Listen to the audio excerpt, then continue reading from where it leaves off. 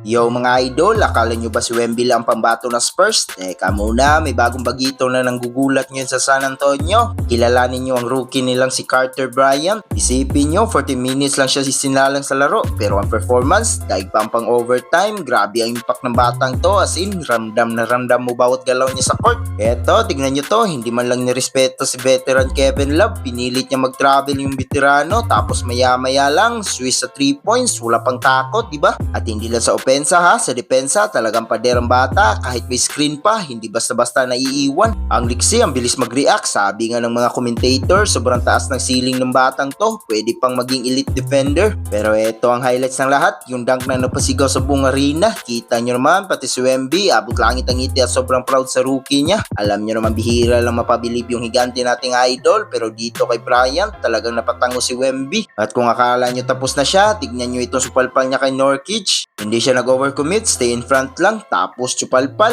11 points sa 2 blocks sa loob lang ng 40 minutes. Hanef, efficiency at its finest. Kaya mga idol, bantayan natin to si Carter Bryant. Mukhang natagpuan na ni Wemby ang perfectong partner sa ilalim. Ano sa tingin nyo mga idol? Future star na ba to? Swerte lang. Comment nyo naman sa baba at huwag kalimutan mag-subscribe para sa iba pang NBA kwentuhan. Peace out!